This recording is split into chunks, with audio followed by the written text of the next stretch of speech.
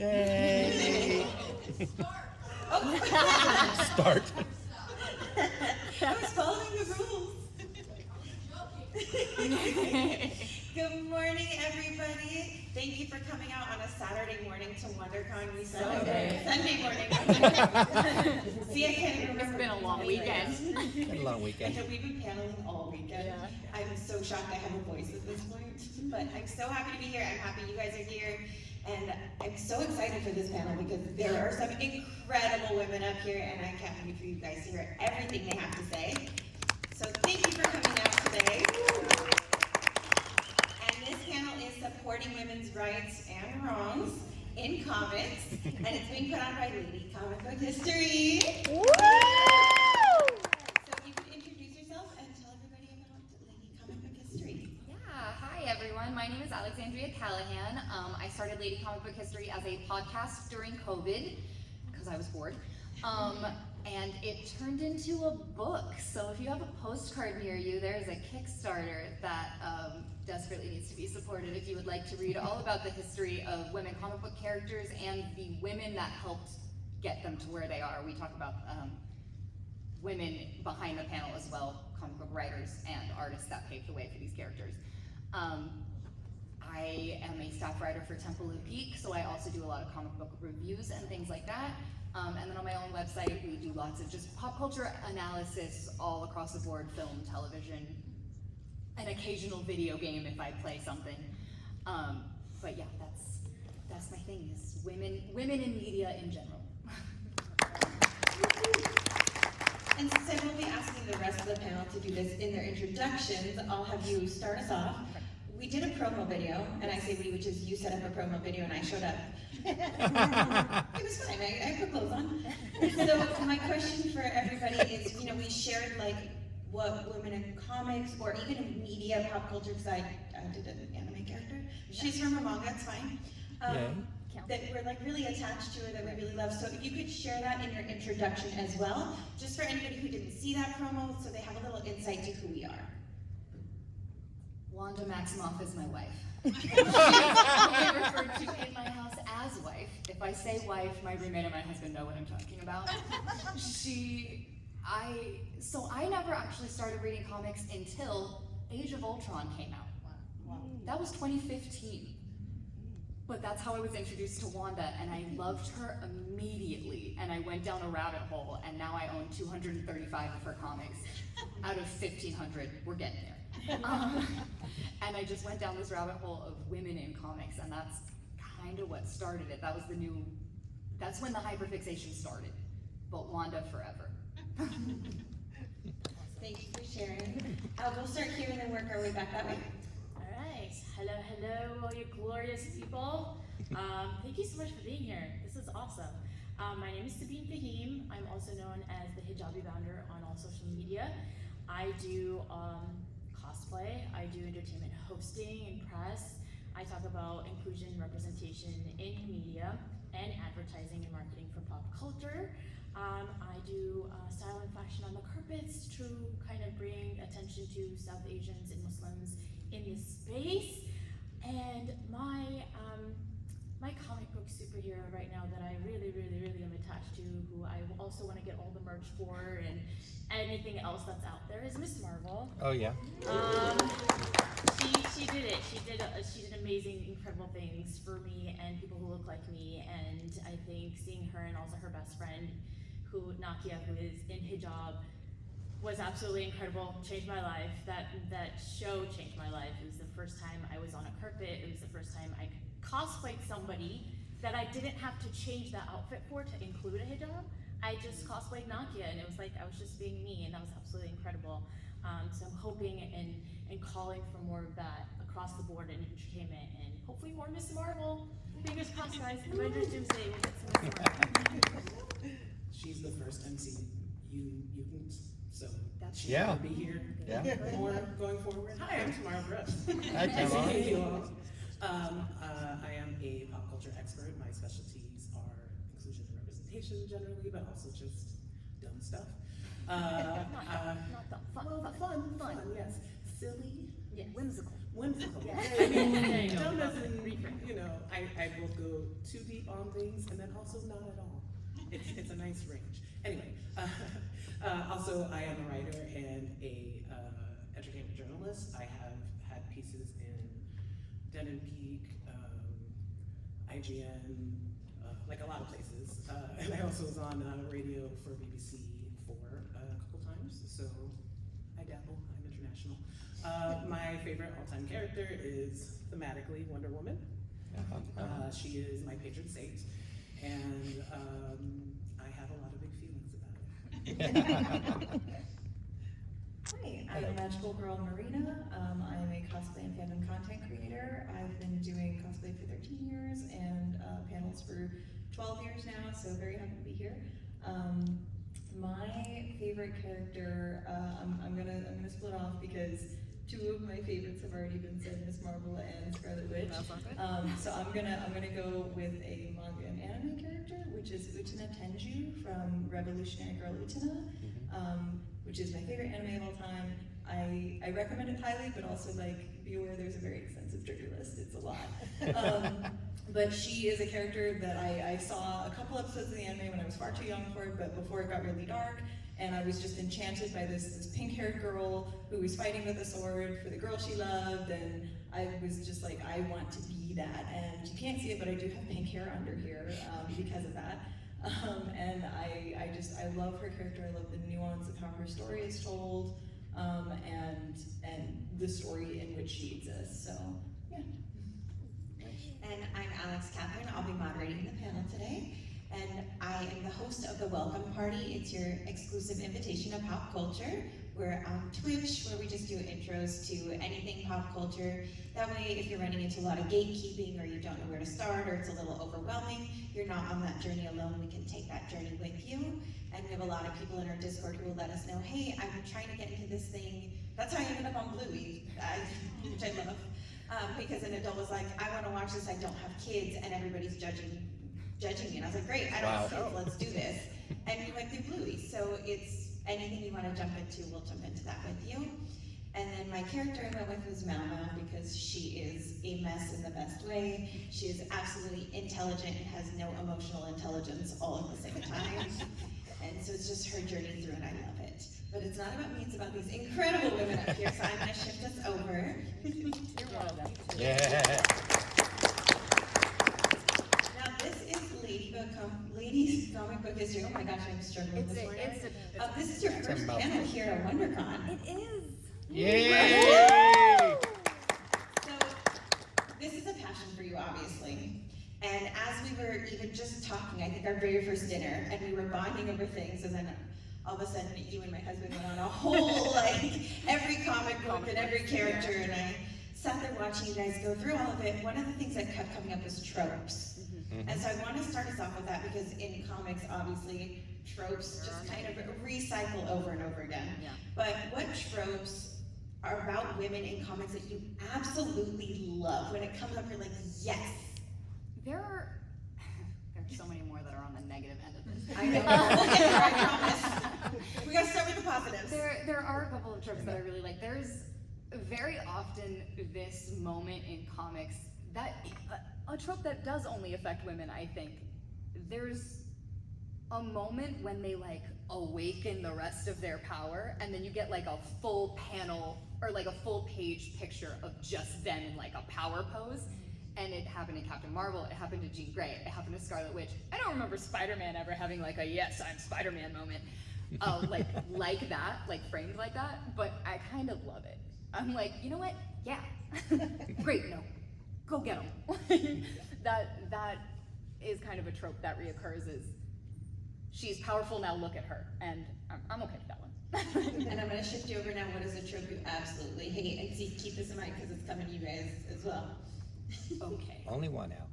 Only one, you gotta save some for your panel. I will go with the one that didn't really have a name, I don't think. If it did, please correct me.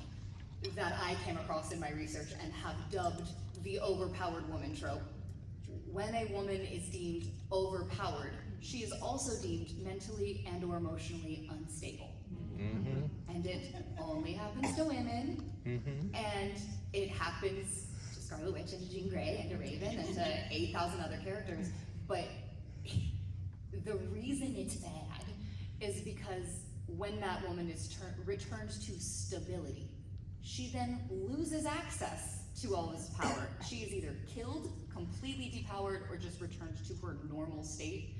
Whereas if men unlock an unbelievable amount of power, they simply learn how to control it. And that's crazy. Wow. Okay, well that one, hate that one. Hate that one. Start with your positive Okay, though. positive. I always love the girls who really don't get along at first, but then become best friends later, because that's really relatable. Yeah. My best friend and I would have hated each other in high school. Because I feel like women are pitted against each other a lot growing up, you know, comparisons and things, at least in my culture. And so it's been a journey for me to kind of find my people and my community. I see some of them here, love them so much. And it's incredible to have that sisterhood, and hopefully all of these wonderful women too as well. And for us to be able to sit here next to each other like this in our respective fields is absolutely incredible to me, because I didn't grow up like this. So I love that trope. Hate that trope. And gosh, another trope I hate is when a woman becomes a mother in the comics, then she has to step back.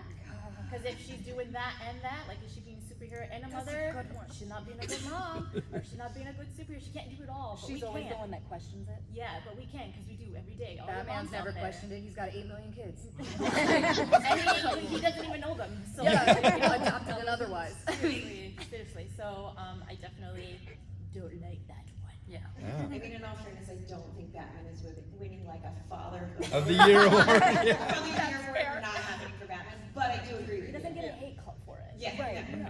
It only ever impacts women. Positive first. I know, I'm sorry. My brain is just Rolodexing through all the ones that I hate. Okay. I'll say two that I like, because I'm breaking the rules. So the first one is not everybody likes this, but I like the sidebar issue where it's like they're just doing regular stuff. So if it's like 20 pages of, or you know, the whole issue of like a brunch and they're telling stories, I actually love those issues. Because it's just like little friendship everyday snippets, and it's a nice like break in between everything, you know, blowing up or things. My other thing is, because this also goes back to Wonder Woman being like an OG magical girl, and I love the power transformation, I love a new outfit. So whenever there's like a battle that ramps up and they get like new armor or new clothing, Yeah. I love that. So I hate fridging. Fridging is my probably number one, because they do it to, it doesn't matter if you're a main character, it doesn't matter if you're a side character, everybody gets it, and by everybody I mean women. And also, if you're a parent in DC, because they love killing parents. That's true. Can you clarify for people that may not know Oh what yeah, fridging is? gotta educate. Oh, what fun. Alright, so this is, so the writer Gail Simone, before she was a professional writer, was a comic expert, and she criticized things and talked about things online. And so there is an issue of Green Lantern when Kyle Rayner was in, where he had a girlfriend, and he also had his main nemesis, and he came home one day and opened up his fridge, and his girlfriend was in the fridge in pieces. And that is where that term originated, and it is the practice of killing a girlfriend or a female loved one of generally a male main character in order to move the plot along and to give them a reason to fight this bad guy. Yeah. It's cheap, it's stupid, and stop doing it. Yes. Yeah, it's bad, it's lazy. And so the addendum to that is also kind of, I think, a current that runs through a lot of the bad ones, which is a male writer is going through something messy with, or divorcing, and is taking it out on the female character. Oh, I would love to do some background research into the actors. That feels correct. It just unlocks So something. much more than you think. Yeah. And there's a lot of really you're right. significant things that happen to characters that haunt them for decades because one guy had a problem. He had a bad day. Sounds right. So I just want to throw that out. Hey, research. Okay. Right. So that's I broke the rules into two. Thank you. No worries. I would say for a trope that I do like is that I find that women and girls girls in comics are more often than men allowed to have the power of love and friendship like be a superpower for us. As someone who's a really big fan of like, Sailor Moon, but also like Starfire is one of my I would say favorites. Star Sapphire. Yes. That's the whole thing. Yeah. But just, I think a lot of the time, like, so-called, like, soft skills are underestimated. Like, it's always like, let's punch the problem instead of, like, de-escalate, maybe. And I think that it's nice when women are allowed to tap into that. It's nice when men are too, but it just doesn't happen as often for some reason, so. Men don't have emotions. And then I guess the flip side of that for my negative trope would be the expectation that, like, strong female characters are supposed to be like disconnected from their emotional inner worlds. And then if they are, it's just like, well, why is this woman like such a, expletive? So I think, having characters that are able to be in touch with their emotions and especially like have those emotions be important to their storytelling and to their powers themselves is refreshing in a world where we're expected to like just not express anything unless it's something that men like, I guess. Yeah. All right, so we've gone through the tropes that we love, we've gone through the tropes that we hate, and I already know y'all have way more on that list. So if you guys do want to ask them about that later outside, you absolutely can. I am going to shift this over though slightly, and with this one I'm going to start with Tamara, but I want everybody to be able to jump in on this one because I know we're going to have a lot. I want to know, what are the female-focused comic stories that really stick with you, and why do you guys think those are so iconic? I mean, there's a lot of those. I started reading when I was a kid. It was like adult books, not to age myself, but when there's actual bookstores and comic racks in there, and I saw. So that I started, late New Titans Run, New Warriors. Then I was picking up Gen X, X-Men at the time, so a lot of that kind of stuff. So I was like 10 or something when that happened. So the things that stick with me a lot are the things that happened then. One of the things that sticks with me a lot is, even though, so there was a period in time in which Batman, Superman, and Wonder Woman all got taken out of their mantle place and got replaced with a more vibrant version of themselves. Yes. And so that really sticks with me because it was, a status quo change, introducing a different segment of what, like the Amazons were and what they could be, because at that time they did not, tropes. Okay, pull that back. Okay, so at that time it was, Amazonians, peace and love, technomagical society, everything was cool, and then you bring the sort of less technically advanced Dr. McNaughton, and then she lost her thing, and Artemis came in, and then also we had, Donna Troy was there, and Wonder Girl, and Wonder Woman was like the only character that has sidekicks named after herself that was not that is her originating name. So that really has already stuck with me because of that, and then also like the shock of them killing Artemis off.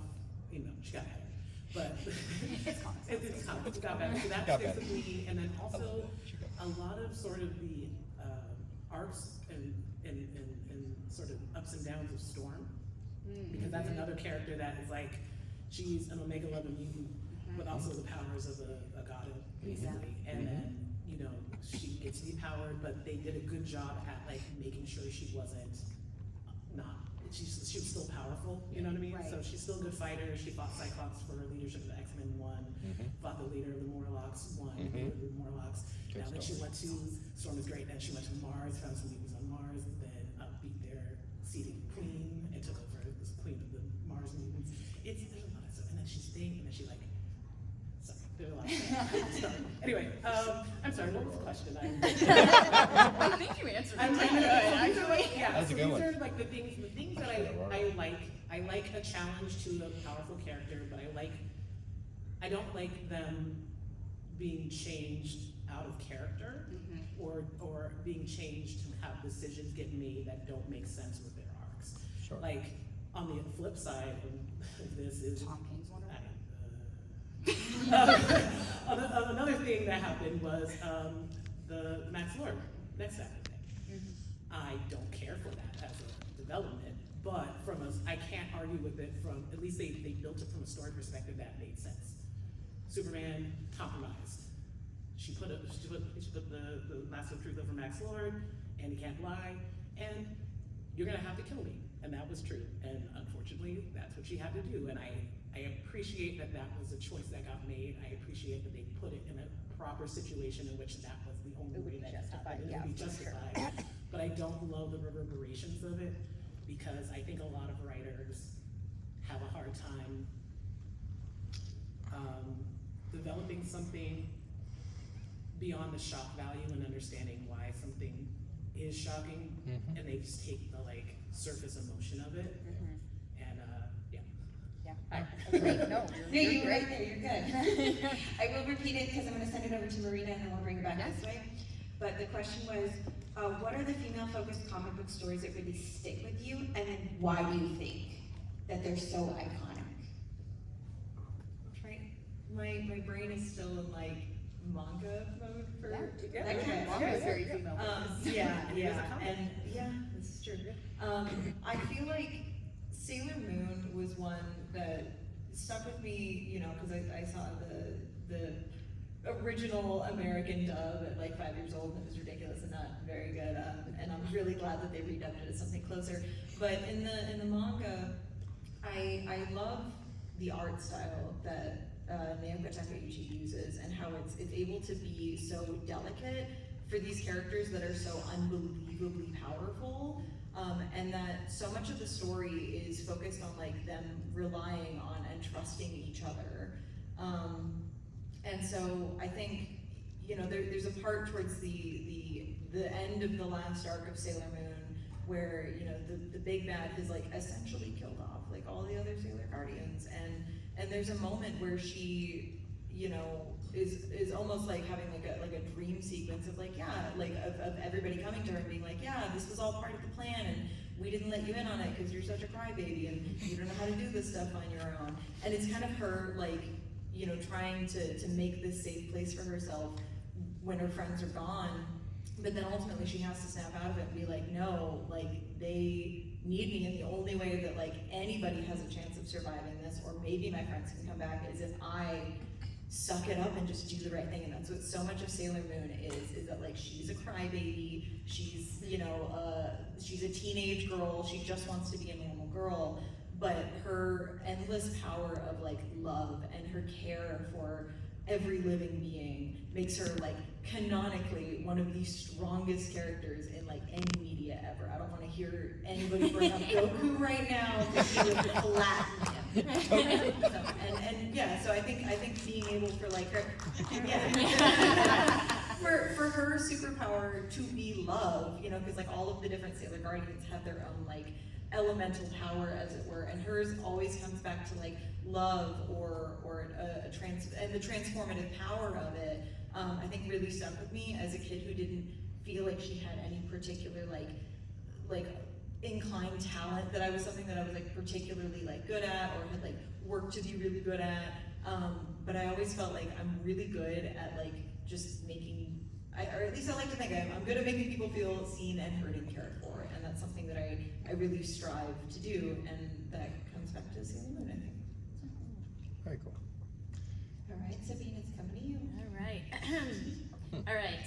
So in the 90s, we grew up with women who were very pretty and very like, okay, about what they wear and what they look like, and even if they were some sort of badass superhero, they were in tight clothes and they were very revealing, and power to you if that's your thing. But for me, that was not. So I couldn't find myself in any of these characters until we finally got characters like Jean Grey and Barbara Gordon, who were about their mind and using their mind powers. Of course, Jean Grey is still stunning and Barbara Gordon is still stunning, but they were used in a way to where their superpower was their mind.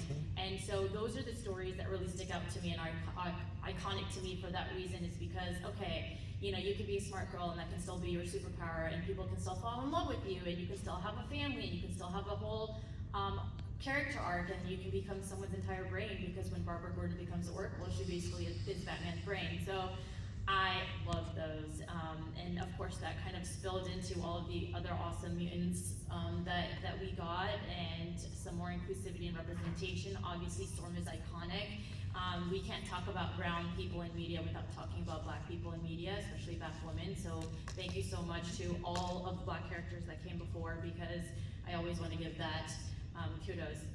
And so yeah, Miss Marvel is literally at the, at the heels of all of these amazing characters before her. And so it just feels like she's an amalgamation of all of these characters. Like we finally get a girl who's geeky and nerdy, but also is kind of stylish, but also she's going to be modest, and her cosplay is going to be one that I can wear without, again, modifying.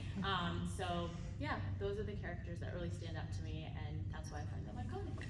Very cool. You wanna polish this off here? Yeah, so similar to what you said earlier, I like the girlhood, like the sisterhood ones. So Sirens of Gotham City and Birds of Prey are always good books. Those are the ones I find myself rereading, because there's always a plot line, there's always an enemy for them to defeat, there's always whatever.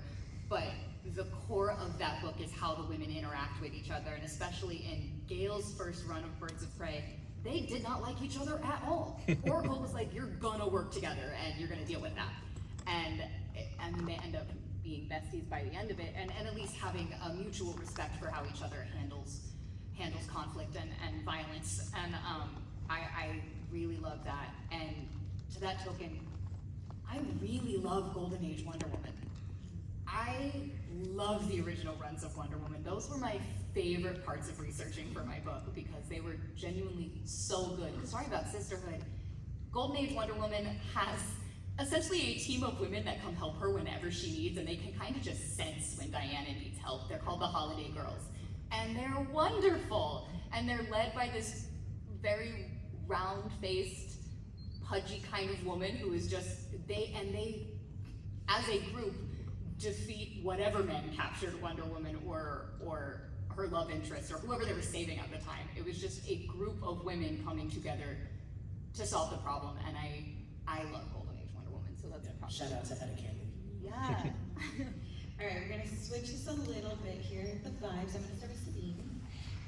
You brought up representation, and as we're talking about this, I think it's so important. There are a lot of female characters, but there's still not a lot of female characters out there.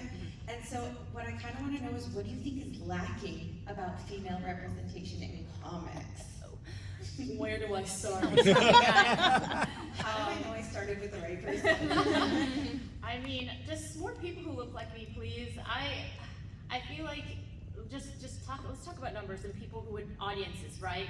So India is the most populous country in the world. Okay, that's where my family is from. And Muslims are the most fastest growing religion, second largest religion practiced in the world. So in mainstream comics, we have very few that I can count on my fingers that are Muslim. We have Dust. In Marvel as an X-Men, we have Miss Marvel. We have maybe some people in Moon Knight. They're not necessarily Muslim, they're not South Asian, but they are Middle Eastern, so we'll give that a little bit. But I'm clawing, as you can see, to try to be like, who is there and what are they doing? And it's absolutely incredible that we do have these, because we did not have these in the very recent past. And I'm very grateful for them, and I'm really excited that we do have Miss Marvel in a show now, not just a comic book, and we have her in the movies. I would just like to see more of her, more of that, even more Asian Americans. We got Shang-Chi, and then we didn't get Shang-Chi. Things like that I would really love. Even with She-Hulk, we were just talking about that. We got it, and that was so cool to find someone who was like that, and then we don't see her again. So I think what's lacking is the consistency. Yeah. Because whereas we get our token, like here you go, and then nothing. And we want that development, because just like the 10,000 Spider-Man movies that we have, and the 10,000 Thor movies, I would really love to say that about another character. And again, I think Jean Grey might be the only one that might have been in a lot of movies, but we just got her killed and then alive again, and then. She wasn't given that character arc like we like. They just had the same trope with her. So I'm really, really hoping Miss Marvel will stick, and we'll get her more stuff, because we did get her in Marvel Zombies, and she was the main character. And if you haven't seen Marvel Zombies on Disney Plus, please, please, please go see it. It's amazing, and I want more of that. Yeah, more of that. And I'm gonna push you a little further here for a second. Because you're right, we need more of everything. But what I'm gonna ask you is, why do you think we're not getting it? What do you think is getting in the way of these storytellers when they're going to create the stuff that we need to push through? Sorry. It's people who say that they don't find it relatable. I'm gonna be very, very, very nice. It's people who say they don't find it relatable, and they seem to have the loudest voices for some reason, because I know every single person in this room finds Miss Marvel relatable. Every single person in this room, but we're not the loudest voices. Unfortunately, there is someone sitting in their basement having the loudest voice about it, and he gets all the views because it's negative and everybody loves watching that, and the algorithm pushes it. Because as a social media person, I know how that works, and that's what then marketing looks at, and they see the views and they said, well, if this is what we're gonna get, then we might as well not, because we don't need the pushback. So it's the fact that if you love it, talk about it. Loudly. If you love it, wear it on your sleeves, right? It brings people together. Let me tell you a really cool story. I don't know who's into BTS in here, but I was wearing my Tata beanie, and I went to the drive-thru of Taco Bell, and Taco Bell's live. And when I went through the drive-thru, the lady at the drive-thru was like, "Oh my God, BTS!" And I was like, "Yes, right." And she was like, "Right." And then I got like a free drink, and it was like, but the point of it is it brings people together. So just wear what you love on yourself and talk about it, because people are listening. And if you do have a platform, please talk about these kind of things too. Just because you think you might get negative pushback, or you might not get the views, or it doesn't really work, you never know, because even that 1 or 2 person that's out there who sees your stuff and loves it, you're gonna inspire them, and that's incredible. It's an incredible thing, I think. So it's whether 1 person or 1 million people watching your stuff. Post about it, say it, talk about it, tell each other, tell your family. Yay! You have homework now. Tag me if you do, please. I will share it. All right, Alexandria, I know you were jumping, Ashley's talking about, yes, and then you're jumping in, so I wanna hear it. So the reason we're not getting the representation we want is because comic book writers are still 99% men. They are, and so are comic book artists and editors, and so all the way from top to bottom, when we talk about fridging or horrible motherhood tropes, it's because they don't know. They're writing things they have 0 experience with, and they think they can do it, but they obviously cannot, and they need help. Take our narrative back. But they're not asking for help, and they have no interest until we tell them. So, fun fact, Spider-Gwen, super popular when she was first introduced, and then they were like, we're gonna cancel it. She only got brought back because of fan outrage. Fans brought her back. Fans also brought Jean Grey back from the dead. Writers have been trying to keep Jean Grey dead since the end of the Phoenix saga. They've been trying to kill her over and over and over again, and the fans won't let them. So they listen, because bottom line, they want money. Mm-hmm. So if you are loud, not just on social media is great, please be loud on social media, but be direct. Email and write letters to Marvel and DC and tell them what you want to see and what you don't. When they do stupid things like fridge Kamala Khan in comics, in a Spider-Man comic, you know why they stopped promoting that comic? Because the internet was pissed. They're like, really? Fridging in 2024? What are we doing? And all of a sudden, all the promotion for that comic book went away. So you have to tell them directly what we want and what we don't want. And right now, I think everybody should be loudly singing the praises of Gail Simone's Uncanny X-Men, because we have a female writer writing not a female-centered book. Mm-hmm. And that's it. Like, obviously we want women writing women-centered books. I personally believe no woman story should be out there without a woman on the team. Editor, writer, artist, don't care. There needs to be a woman involved for women-written stories. These men need Sounds supervision. reasonable. But it's a huge milestone to have a female writer write a teen book, and she's doing a Deadpool thing for April Fool's Day. So she's writing things that are not centered around women, and I think that's even more important. Go further. Why? Why is that so important for people who may not know? If we are, obviously I'm advocating for women writing women characters. I'm always going to do that. But if that's the only thing we are allowed to write, if that's the only opportunities we're being given, do you know what the response to that is going to be?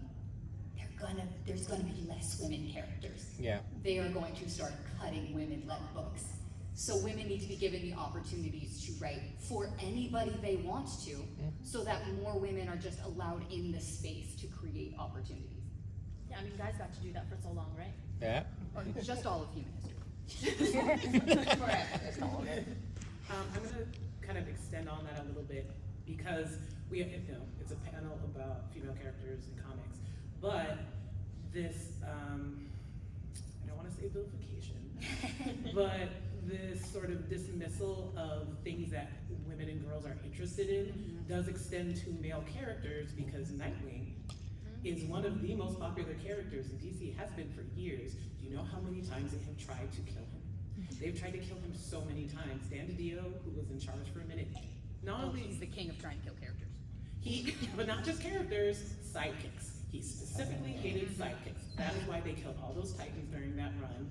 That is why most of them got kind of erased for like New 52. There's a lot of stuff that happens just because one guy in charge doesn't like a thing or doesn't think. I mean, Jeez. there's also the reason why Buffy didn't. I was gonna say, talk about one guy in charge of something. That's also part of the reason why Buffy didn't get picked up. Yep. Okay, for now. I mean, but like, it's that thing of, Right. it doesn't matter sometimes whether the character is a woman or not, if it is easily dismissed in some corners. And this also goes to Black characters, Muslim characters, Latino characters, anything like that. If it is seen as a specialty, it does not matter how much money it makes. I knew Black Panther was gonna make $1 billion, like, when I saw the trailer. And I was like, oh yeah, no, this is getting $1 billion. I was at a con, I was talking to a group of people, there was one non-Black person on the thing. We're like, oh, I can't wait for the movie's coming out, it's gonna make $1 billion. They're like, I don't think it's gonna make $1 billion. It was straight up, a record scratch, and we all just looked at it for like 5 seconds and started laughing, because it was, if you make something good, people will come and see it. It does not matter who's in it. If you make something good, people will come and see it. Once again, if you make something good, people will come and see it. And I think that's also like, okay, so I'm gonna try and Go for it. Okay, so if you've noticed that the MCU, as it started getting more diverse, both as main character and people making it, there seemed to have been more suit interference. Gee, I wonder why that was. And then it doesn't do as well. You cut the Marvels down to 90 minutes just because people were complaining about a runtime, but not the content. Not just because. Why didn't we get more on the musical planet with that really hot cake? Why we got more of that? We would love to see that. In a K-pop. I could have used a whole nother song. Well, yeah, I mean, K-dramas, K-pop, or just like international dramas are really popular. That Black Panther made crazy money in Korea. So why would you not then take this Korean actor that's well known that you put in the movie for various reasons and give him more screen time? Why would you cut that down? Why would you cut all of the villains' arc out? Like, we don't even know why you're doing what you're doing. I still liked the movie. I still liked the movie. It felt very 90s action to me. I still liked it, but like, why did they do that? So anyway, for things that we just need people to open up their minds and understand that a character is a character is a character. Part of the reason why Miss Marvel is so great, and part of the reason why it's so great in the show was, it gave us the beginner Spider-Man experience without it being Spider-Man. It's a kid who's enthusiastic, who gets a power, who wants to do good with it. And it's that excitement, it's the family, it's the secrets, and we didn't have to see the same origin over and over. And I will also point out that we have seen Martha's pearls break. Specifically that scene, more than we have combined had any other movie or TV show of any other DC character. I stopped counting at 21. That's great. And this is just specifically the pearls breaking. So we need everybody. I think it's important noted because you brought up Nightwing and how they keep trying to kill him. Who's Nightwing's main fan base? Exactly. Women. Those hands. No, he's a great They absolutely I mean, the hands. but it's Yeah. It's fair. Yeah. That's fair. Yeah, I was up at a talk back with a director one time, and somebody asked it seemed like purposely stupid question, where they were trying to be like, why are all these, movies coming out so woke? Which, first of all, stop, that word does not mean what you think it means. Stop trying to use it out of context. And the director, I thought, had answered very diplomatically, in the sense that he said that the issue is not audiences, and the issue is not diverse stories being told. The issue is that studio executives don't want to take quote-unquote risks. And they view people of marginalized identities as being risky when it comes to storytelling. And even just, characters translated from page to screen, one thing that, like, listen, I love Elizabeth Olsen, I really love her as Wanda. She is not Jewish or Romani. And Wanda being Jewish and Romani. And those are very important parts of her It's story and her very- character. Really important part of her story. And it matters, and the fact that, like, I think we're 0 for 3 on, like, Romani characters. Oh yeah, they keep changing them. Yeah, I'm not particularly happy about that, and it's frustrating that keeps happening as these identities are dismissed as like, well, that's not really important, even though it's like kind of central to their story and who they are and how they came in to be the person they are in the comics. And so, yeah, I think the issue is so often just studio interference and just like what's deemed risky. Meanwhile, there's all this call for like, hey, like let's reboot this, let's work with this existing IP. But then if one male executive doesn't like the existing IP, all of a sudden it's canned. Yeah.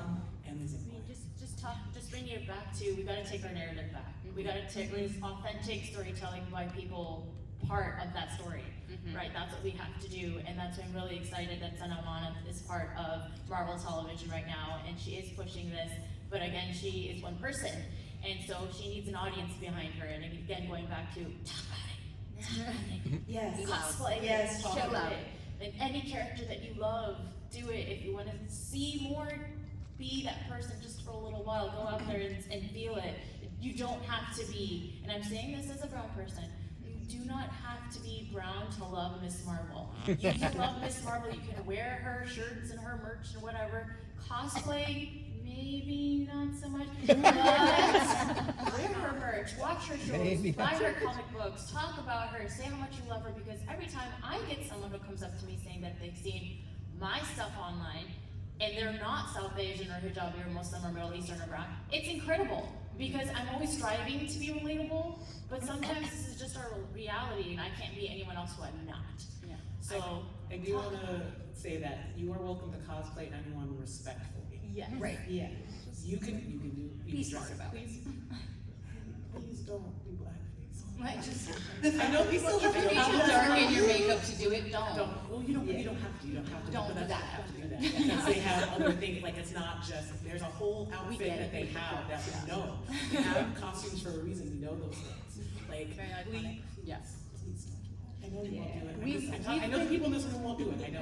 You're We've right. been identifying with male characters for years. Yeah. Y'all can relate to a 14-year-old girl, okay? Yeah. Well, I know, and sorry, go ahead. No, I was just gonna say, I think that it's so easy to be negative online about things that we don't like, and that's why it's like doubly important to be positive about the things that we do like. And that's actually something that, like, on my socials, I really try not to talk about the things that I don't like, because it's like, I find that it's a basis for stronger friendships, for better community, when you're talking about things that you enjoy and that you love, because it bonds you in a way that's like, I don't know, again, coming back to the power of love and friendship, I find that bonds people closer than just being like, oh, I hate this thing, yeah, I hate You're this thing 100% too. correct, and my approach could not be more opposite. I'd be talking about this stuff I hate all the time. To be fair, the stuff I hate is sexist BS and Exactly. media. No. So And I I don't wouldn't be say, loud about yeah, it. and I don't say that about like don't criticize things that need to be criticized. Right.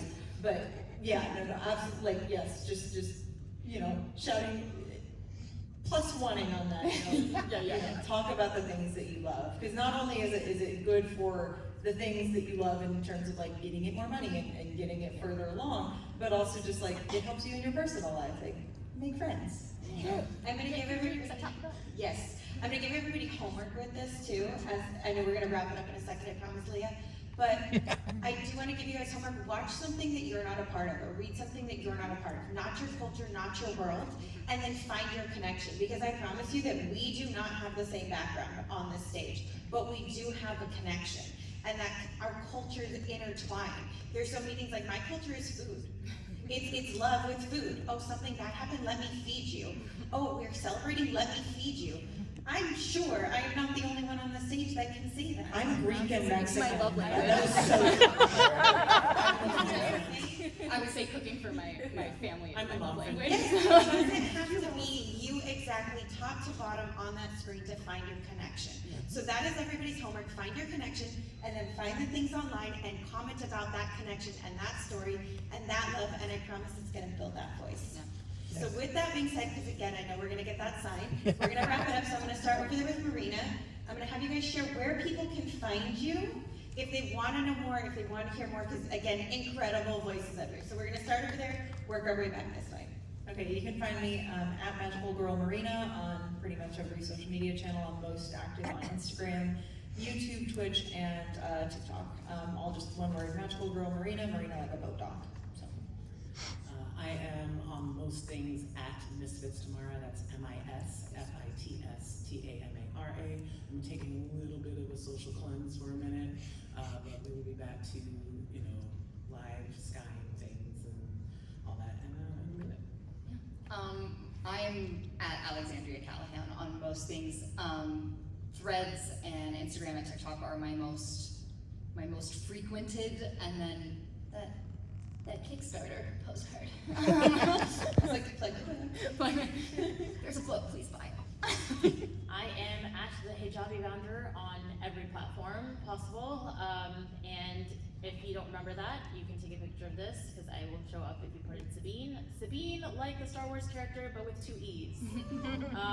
That's, yeah. I named first, okay, I was Sabine first. But, very, very cool. I'm really, really excited to see all of you guys here. This is incredible, to see this room and all of these people. Do you think we have a second to get a photo with everyone? Yeah, if everyone can I? comes forward and we get kind of a photo this way? For everyone that's here? Or do you want to just flip around and take a selfie? Yeah. Yeah. No, please, give us your handle and everything we work first. Stay there, but face the audience. Yeah. Okay. In my opinion, Wait, give your hers first. at an angle.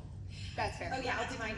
So I'm Alex Catherine. You can find me at Alexy Galaxy, ALIXY GALIXY. Everything's spelled wrong in my life. And just really fast, I want to remind everybody that this convention is put on because there's a lot of volunteers. So please get a shout out to the volunteers. I will say that I like that you're bookending this with making a man do something for you, so thank you for that. Well done. Take a picture first. We gotta stay on brand all the way through. Come on, get together close here. Yeah, like And we do squat. Or we can go down too. Oh yeah, that's true. Oh, I Better. suppose we go that. Yeah, sure. That way. Well, you got Jason running around. He got up, he's down, he's up, he's down.